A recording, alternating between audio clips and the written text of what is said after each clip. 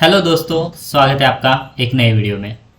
आज हम देखने वाले हैं एक स्कॉलरशिप के बारे में जो खासकर लड़कियों के लिए है। पहले बता देता हूँ क्योंकि आप वीडियो देखोगे और आपके बेनिफिट में नहीं होगा तो आप ऐसे भी क्विट कर दोगे, ठीक है। तो ये स्कॉलरशिप है लड़कियों के लिए, ठीक है। तो देखते हैं आगे इसके बारे में। तो ये इस स्कॉलरशिप का नाम है वीवो स्कॉलरशिप, वीवो कन्या ज्ञान स्कॉलरशिप प्रोग्राम 2025-26। ये बड्डी फॉर स्टडी पर लिस्ट हुई है, ओके। तो आप वहाँ से अप्लाई कर सकते हो। इसके बारे में मैं और अच्छी जानकारी दे देता हूँ जो आप मिस ना करो कभी अप्लाई करने से पहले, ठीक है। तो नाम बता दिया जैसे कि मैंने, आप बड्डी फॉर स्टडी से अप्लाई कर सकते हो उसके अंदर। बाकी जैसे इसके बारे में थोड़ा सा पढ़ लेते हैं। पढ़ना भी बहुत अच्छा होता है कभी कभी। लाइक वीवो कन्या ज्ञान स्कॉलरशिप प्रोग्राम 2025-26 इस Vivo India CSR initiative. CSR है सिंपल, ओके। तो ये क्यों है कि जो एम्पावर करना है इनको, empower young women from underserved and economically disadvantaged background, ठीक है, अक्रॉस इंडिया में से कहाँ पे भी हो, pursue education and career in STEM, science technology engineering and mathematics के अंदर जो भी कोर्स होगा उसमें एडमिशन होना चाहिए। और by providing financial assistant, mentorship and industry connect. तो भाई यहाँ पे 3 बेनिफिट मिल सकते हैं लड़कियों को, ओके। तो तीनों में से assistant, mentorship and industry connect ये बेस्ट है और लड़कियाँ मतलब इसमें अप्लाई करें तो, क्योंकि इससे एम्पावर होंगी आजकल की लड़कियाँ, ठीक है। मतलब आजकल की लड़कियों से मतलब था कि अभी की जो आधुनिक काल की लड़कियाँ हैं, okay. Open to young woman currently enroll in full time graduate course होना चाहिए, अंडर ग्रेजुएट, ठीक है। फर्स्ट ईयर या सेकंड ईयर दोनों, कोई भी। बाकी आगे भी देख लेते हैं।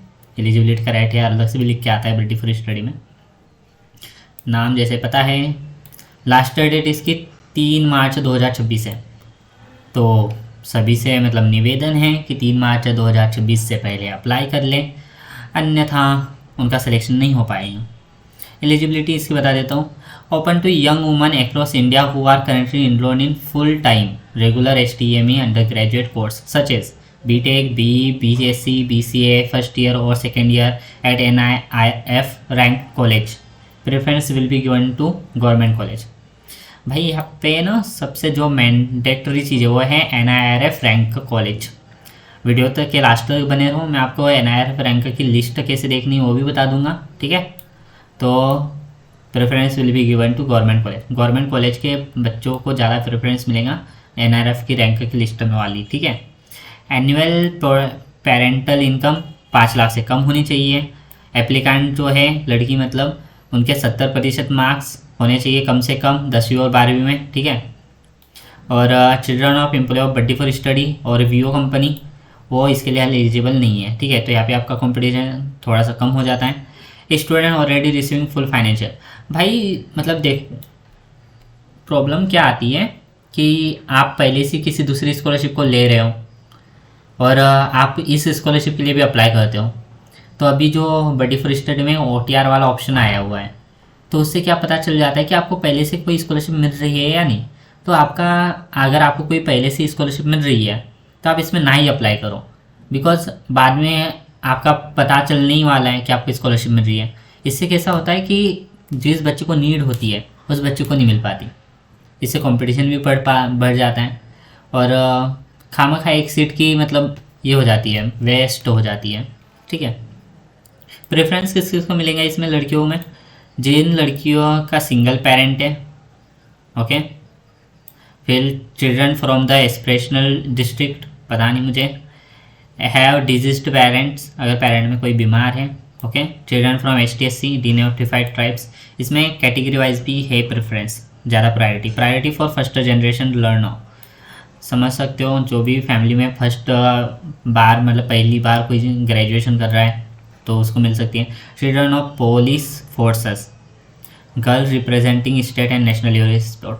देखो लड़कियों के लिए ना ये बेस्ट स्कॉलरशिप है और आगे तुम इसका अमाउंट देखोगे तो बहुत ही ज़्यादा।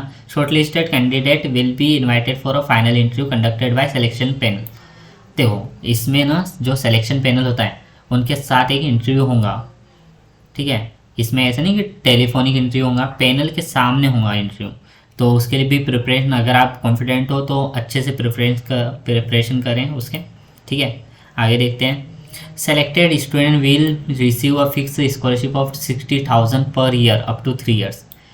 अगर आप फर्स्ट ईयर में हो, सेकेंड ईयर में हो और आपने अप्लाई किया है, तो अगर आपका 4 साल का कोर्स है, 3 साल का, तो आपको 2 या 3 साल आपको स्कॉलरशिप मिलेगी 60,000 रुपये पर ईयर, चाहे आपकी फ़ीस 20,000 रुपये क्यों ना हो।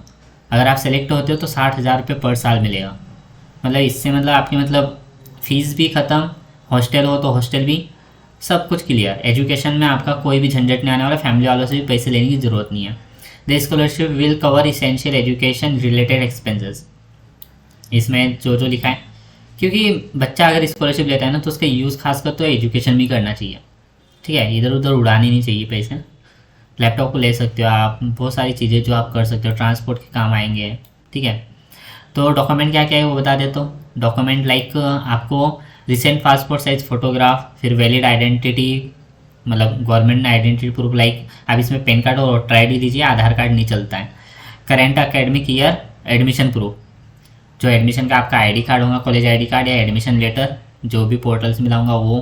फिर उसके बाद प्रीवियस सेमेस्टर क्लास मार्कशीट, जो पिछली क्लास अभी आपने पास आउट की है, लाइक आप अभी सेकेंड ईयर में हो तो फर्स्ट ईयर की मार्कशीट, अगर फर्स्ट ईयर में हो तो 12th की मार्कशीट वो आपको अपलोड करनी होंगी। पेरेंटल इनकम सर्टिफिकेट, ठीक है, income certificate, bank account detail आपकी, ठीक है। अगर आप माइनर हो तो मम्मी पापा का। उसके बाद कंप्लीट फी स्ट्रक्चर, कॉलेज का एक फ़ी स्ट्रक्चर होता है। एक तो कॉलेज खुद बोनाफाइड अगर मांगोगे आप तो उस पर बना के दे देती है। डिसेबिलिटी सर्टिफिकेट अगर आप डिसेबल हो, कास्ट सर्टिफिकेट अगर आप जनरल नहीं हो, ओके। और certificate stating that applicant has represented, अगर आपको नेशनल लेवल का स्पोर्ट या स्टेट लेवल की स्पोर्ट में कुछ मिला है तो वो वाला सर्टिफिकेट, उससे कैसे आपके ज़्यादा चांसेस बन जाते हैं सिलेक्शन होने के। Undertaking by the applicant confirming that they first generation, आपका एक एप्लीकेशन लिखना होता है जिसमें आप बताते हो कि आपकी फैमिली में आप ही पहले जनरेशन हो जो ग्रेजुएशन कर रही है। Certificate of any position of readership अगर आपके पास हो। Declaration by the applicant confirming the authenticity of submitting document and stating that they are not receiving full financial support from any other scholarship और government scheme. यहाँ पे एक point है, full financial support, like आपको कोई organisation 2-3 हज़ार रुपये दे रही है, उससे आपके फुल फाइनेंशियल सपोर्ट तो नहीं हो रहा है ना। तो आप इसमें बता सकते हो, एक ऑथेंटिसिटी का डिक्लेरेशन करो, ठीक है, जिसमें आप मेंशन करो कि भाई मुझे मिल रही है स्कॉलरशिप, अगर मिल रही है तो कि 2-3 हज़ार रुपये मिल रही है, जिससे मेरा फुल फाइनेंशियल सपोर्ट नहीं हो पा रहा है, अगर किसी को मिल रही है तो, ठीक है।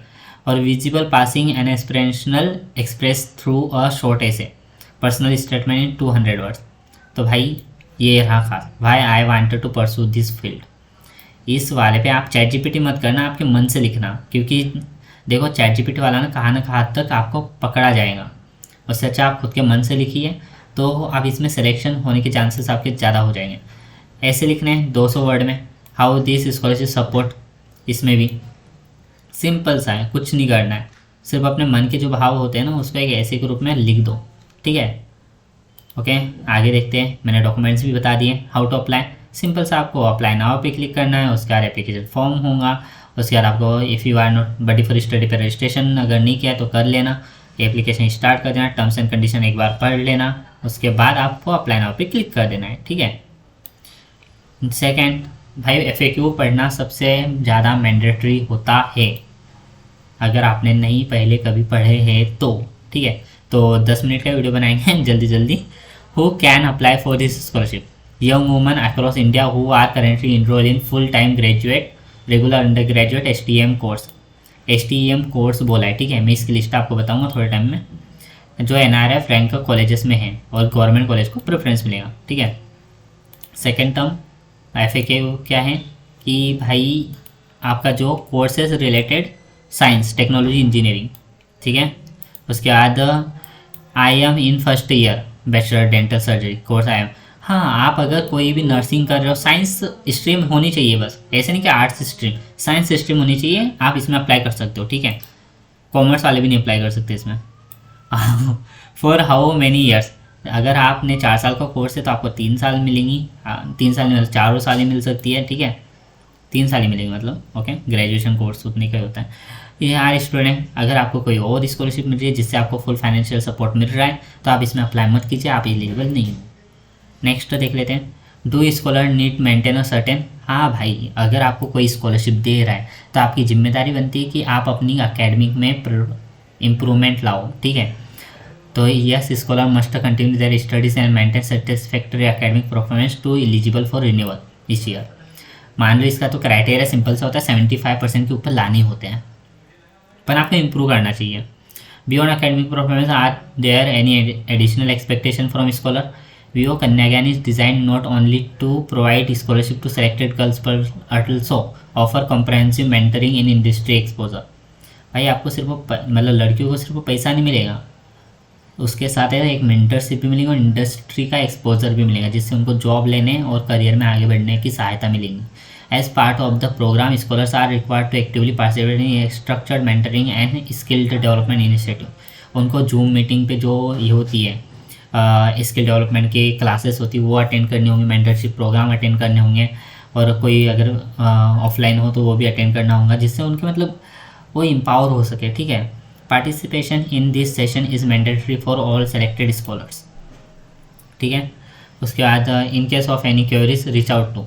अगर आपको कोई और क्वेरीज हैं तो आप इस नंबर पे कॉल करें, फिर एक्सटेंशन नंबर 384 डायल करें, जिससे आप उनकी मतलब क्वेरीज अपनी सॉल्व कर सकते हो, ठीक है। VO कन्या ज्ञान बर्थडे फॉर स्टडी पर मेल भी कर सकते हो। बाकी आपको पहले ही बता देता हूँ, लास्ट 3 मार्च 2026 से जल्दी अप्लाई करो, खासकर लड़कियाँ, क्योंकि लड़कियों के लिए ही है, ओके। और जानकारी बता देता हूँ, ठीक है। लाइक जैसे कि आपको STEM लिखाऊंगा तो आपको समझ में नहीं आएगा कौन सा, तो आप like biology, chemistry, physics, astronomy, biochemistry, neuro science, ecology, forensic, ये जितने भी कोर्सेज इसके रिलेटेड में होते हैं वो कोर्सेज आप कर सकते हो, ठीक है। मतलब कोर्सेज मतलब इसमें आप स्कॉलरशिप के लिए अप्लाई कर सकते हो। बाकी NRF की रैंक की लिस्ट आपको देखनी है तो आप इस लिंक पे आप क्लिक करें, मैं अपने डिस्क्रिप्शन बॉक्स में दे दूँगा, फिर आप उससे पे क्लिक करके अपनी लिस्ट देख सकते हो कि आपकी कॉलेज उसमें मैंशनड है या नहीं। ऐसे तो सिर्फ 300 कॉलेजेस ही होती है रैंक की लिस्ट में, तो आप चेक कर लीजिएगा, ओके। तो मैं वो भी एक बार ओवरव्यू दे देता हूँ। जैसे ही आप उस लिंक पे क्लिक करोगे आपके सामने कुछ ऐसा इंटरफेस आएगा और उसमें आपको 2025 की जो रैंकिंग लिस्ट है कॉलेजेस की वो दिखेंगी। इसमें पहला तो जो टॉप 100 है वो टॉप 100 का दिखेगा यहाँ पे कि आपका कॉलेज है यानी आपको चेक करना है।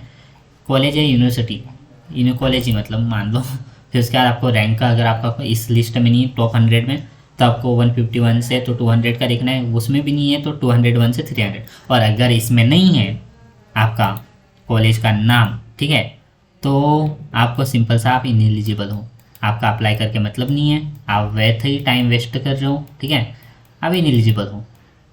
तो ध्यान से अप्लाई करने से पहले चेक करें कि आप हो या नहीं एलिजिबल, क्योंकि इसमें मुझे DAVP जो यूनिवर्सिटी है वो इसमें मेंशन नहीं है, ठीक है।